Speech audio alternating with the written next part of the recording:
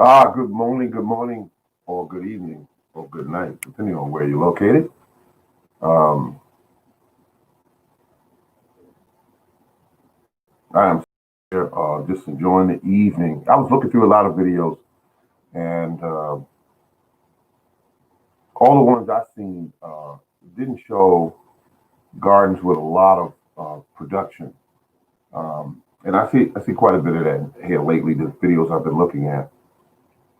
Um, why is it with all the information that we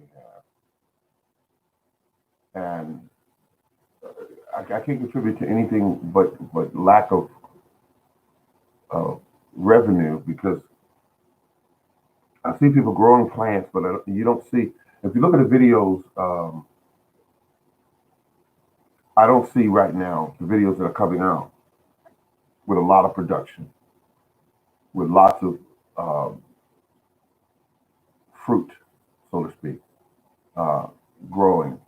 Um, I see them, and keep in mind, very few are talking about uh, how they're fertilizing, what they're fertilizing with, how are they watering, uh, how are they planting, um, how much time are they actually spending on the plants.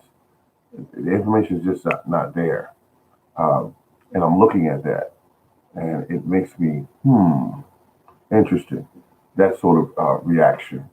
Um, but my understanding is gardens are, for the most part, supposed to be abundant, uh, growing food at a very low cost, the inputs, and and whereby you're not getting a lot of uh, situations where you have to do a great deal of work in order to produce this food.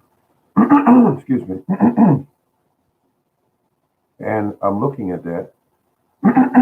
Excuse me. Allergies.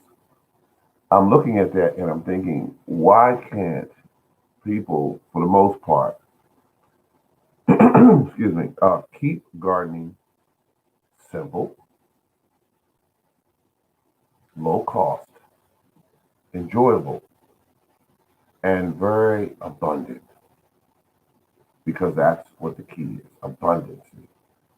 Um, and it cannot be a situation where you're spending tons of money, uh, great deal of hard work you're putting into the garden, and getting very low returns. That is very difficult for me to accept and take. I'm just trying to figure it out. I know that you can get on the internet, especially on YouTube, and get completely lost. Listen to all of this different advice about how to do this and when you should do this and how much you should do this and everyone saying the complete opposite of the other person.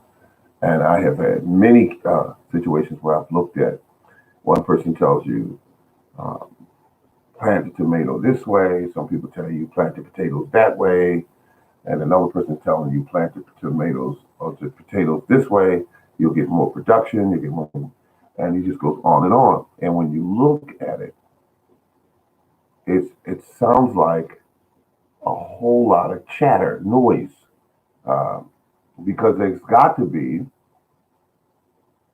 which I found many ways of planting and being able to produce without making it complex, without having it expensive, um, and keeping costs down, keeping the amount of input as far as your labor down.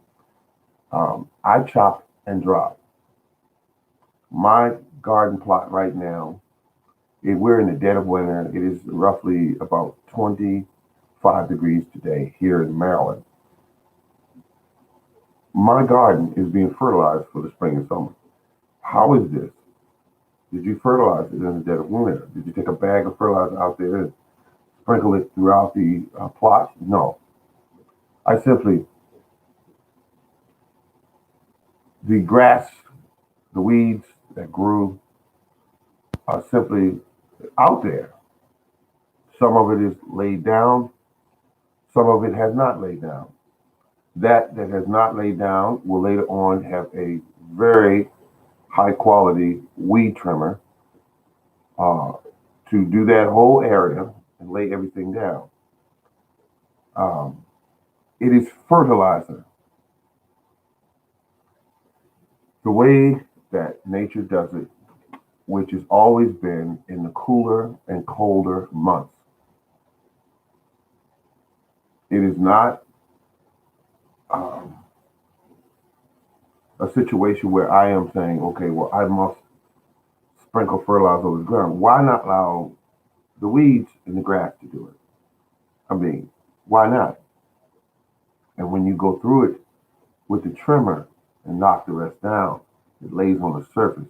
The biology, as the temperatures rise, become more active, and they will in turn uh, process the weeds and the grass clippings or grass, um, make it in a form that the plants can take in when they are planted.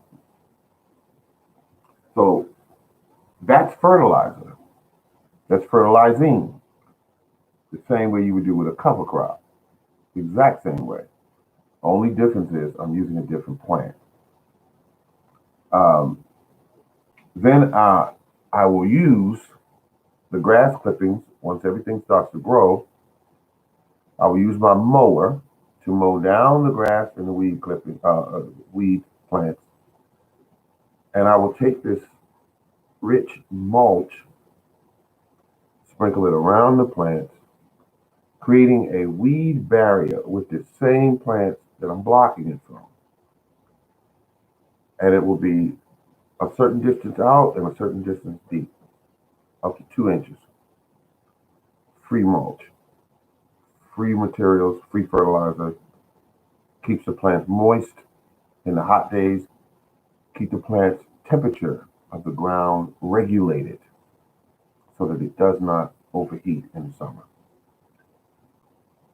All done with material that is free, completely free.